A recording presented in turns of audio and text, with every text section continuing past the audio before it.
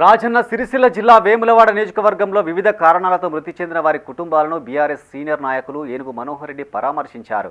Vemulawada rural మండలం లింగంపల్లి గ్రామానికి చెందిన సామ శివారెడ్డి ప్రమాదవశత్తు మరణించగా వారి కుటుంబాన్ని ఏనుగు మనోహర్ రెడ్డి పరామర్శించారు.